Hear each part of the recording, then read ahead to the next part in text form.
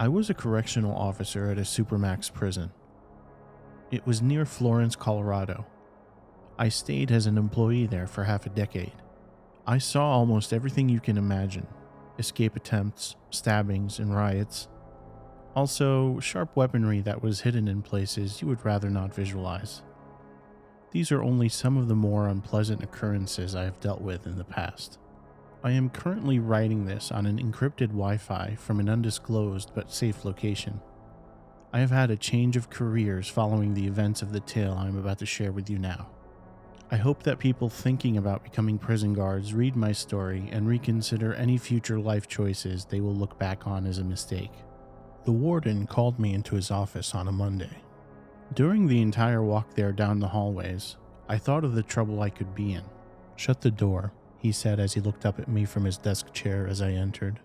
Those words sealed it in my mind. How much hot water I was in for some sort of infraction I was not aware of yet. Bureaucratic micromanaging and constant procedural changes were nothing new to me. I still hated petty political grievances. I nodded and sealed the entranceway. He demanded I take a seat, so I did. "You're the best officer here," he said. I waited for the but. I anticipated news of the termination. I saw a forced transfer to some mundane prison filling paperwork headed my way. "I want to give you an opportunity," he said. "You will make $600,000 in 1 year. Your benefits will remain unchanged. You would have less oversight than what is present for you now. You would be in a leadership position, albeit an isolated one." "That sounds ideal," I said as my mind swam in the possibilities of how much profit he offered. "There are only 2 things we ask of you. 1 is that you cannot tell anybody about your new position. 2 is you locate somewhere else. There's a prison in the Arctic, and that's where your life will be for the next 365 days. The confusion must have been readable on my face. "If your wife asks, tell her that you're going to Federal Academy. There's no cell service or Wi-Fi there. Any contact you make with her must be through snail mail. We will handle the addresses given. If you decline this offer, then this conversation never happened. Do you understand?" I contemplated the pros and cons. Before I became law enforcement, I was a bodyguard. I was gone from the house for extended periods. Even though it would be time with the wife lost, the fortune would help both of us. I agreed. The prison facility was a large compound, not much bigger than the place I had patrolled before. A few things jumped out at me when I first laid eyes on the populace there. They all had wounds on their faces, and they spoke a strange guttural language I was unfamiliar with.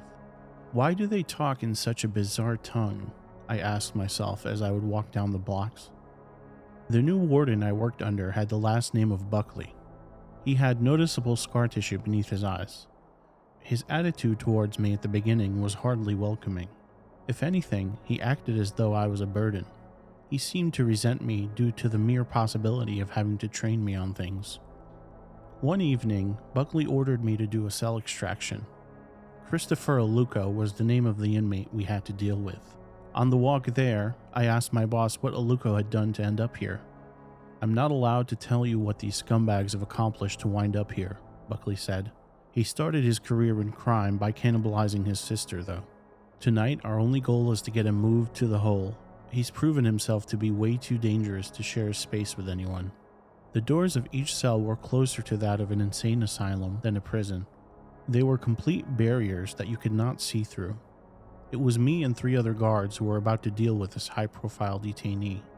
The supervisor was present, doing the thing the bosses generally do. That is to say, he remained on standby and did not get his hands dirty. Upon walking in, the first thing I saw was Aluko sitting upright on his cot. I noticed he was huge, at least 6'8" and 320 pounds of pure muscle. His skin cracked all over. His face had the normal scarring I associated with most people in the place. "I'm going to need you to stand up and put your hands behind your back," I said. I kept my hand near the holster where my pepper spray was. "Show me respect and I'll show you the same," I continued. "You won't have handcuffs on you for long if you cooperate." "You are not better than me," Aluko said. His voice had a baritone quality which I expected from a man of his size. What I did not was how weird it sounded, It was as though 4 or 5 people were chanting the words in unison. "All right," I said, "let's get you moved to where you need to go. The faster we do this, the better off you'll be." You shot at someone in broad daylight when you were in a gang years ago. Aluko said. It took 10 years for the paranoia to go away. The fear of the cops coming to arrest you for a potential murder before you became a low-grade 1 yourself. To this day, you don't know if any innocent civilians got caught in the crossfire. We had to restrain his huge arms and place the metal bracelets on his wrists. He laughed all the while. As we brought him to solitary, I thought of his words and how much they unsettled me. They were true, and that story from my past was one I had not told anybody. Near the end of the shift, Buckley went into one of the sniper towers and smoked a cigarette. Since my duties for the day were complete, I took the spiral staircase to the level he stood on. When I saw him, I was only a few mere inches away from where he puffed. He did not seem to mind, or even care about the footsteps behind him. He focused on the distant and lowering winter sun. "The caged animal back there said something which he shouldn't have," I said. "Part of the job is having thick skin," he said as he flicked his cigarette over the edge into the snow. He turned around to face me.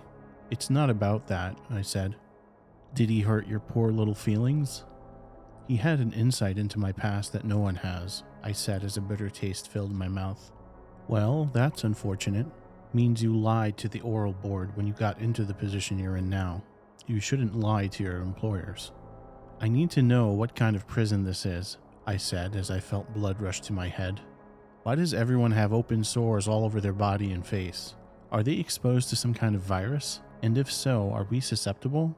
Either that or they're always high on something. That would explain why they're always speaking gibberish. Also, how in the hell do they know things that I haven't even told the closest people in my life? Better to do the job assigned. Don't worry about things that are above your pay grade." Buckley pulled out another pack of cigarettes and lit one. "I hope we're not exposed to dangers we weren't warned about. I'll have to find a way to get the word out. If you break your non-disclosure agreement, it would be far worse than a termination. Your wife back home, the one with the dark curly hair and the nice curves, I'd hate to see the impact of your decisions on her." That was when I grabbed him by the lapels and shoved him into the ground. I considered throwing elbows. The idea of making him taste his blood was satisfying. I did not want to be incarcerated in this den of misery, though, of all places. Buckley started laughing. What he did next took me by complete surprise. He patted me on the back with his free hand instead of trying to defend himself or resist. "You've proven my point," he said as he pushed on my chest. "Now, get off of me. I don't want to give the signal to one of my buddies in the next tower. He has a modded Remington 700 pointed at you."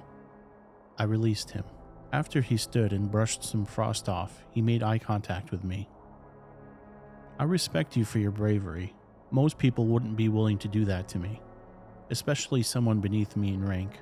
Tell you what, I'll shed a little bit of light on what kind of place this is for you.